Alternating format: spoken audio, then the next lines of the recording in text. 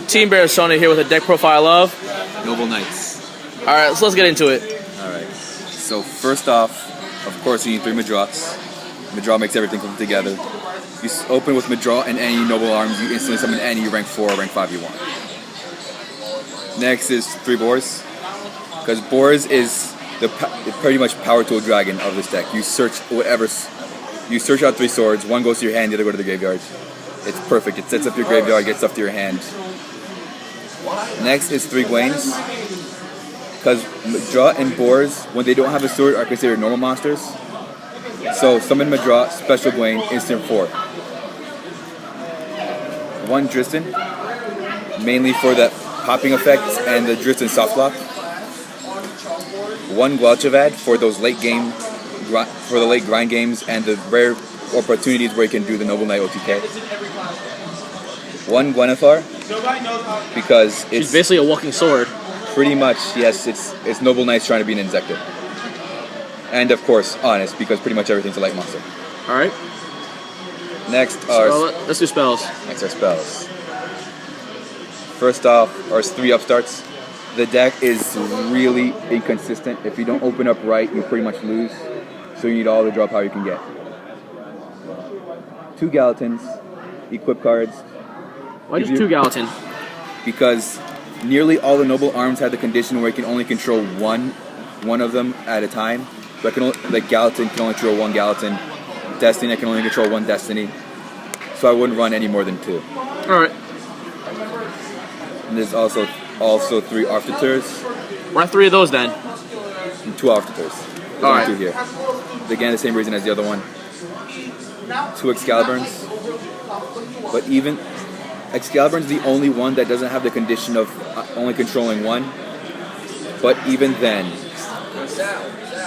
Excaliburn is also the one sword that doesn't re-equip itself when it's destroyed. So it also has limited utility in it. 2 Lances because you need Lance. 1 Rhoda because they're knights, everything's a warrior. Dark Hole, of course, and Release Your Certain Wave. Like I mentioned before, all the equips reattach when they're destroyed. So you destroy your equip card, blow up your opponent's back row, and then re-equip the equip card. That's broken. Exactly. It's your own Heavy Storm. Alright, so on to trap cards. Now on to traps. 3 Reluctant Screeds, like I said before, you need draw power. 2 Call of the Haunted. I mainly have Call of the Haunted just for backup. I don't plan on using it too much, but just in case things go to hell, you have backup. You can do stuff. Alright. 2 Fiendishes, a Torrential, Bottomless, Compulse, and Solemn. All the basic staple traps. Alright. A staple in any control deck like this one is. So on to your side, your Extra deck. Extra deck. Yes. 2 Sacred Kings of King Artorigus, or as I like to call it, the High King. Pretty much when he summoned, equip as 3 swords from your graveyard, pop any monster on the field. When he dies, you summon a Noble Knight from your graveyard. He makes the whole deck amazing. 2 other authors, 2 regular Artorigus, rank 4. This is the reason why I don't run MSTs. His effect, when he's summoned, he equips 3 swords like the other version, and you can attach 1 to destroy spells and traps up to the amount of Noble Arms you control. You would have at least 3, so you can blow up any number up to 3 spell and traps. Alright. Anywhere on the field, including your own Dead Phoenix Chains or Call of the Haunted. There's also Star Leech, because, like I said, everything's light. 2 Blade Armor Ninjas. Although I do consider sometimes replacing 1 Blade Armor Ninja for Omega. 1 Excalibur. Or Comics King Arthur, for those times where you can't really do anything. 1 Pearl, for like those game 2s where they side in Light Imprisoning Mirror or something, and you can't do anything. Pearl's always a good backup.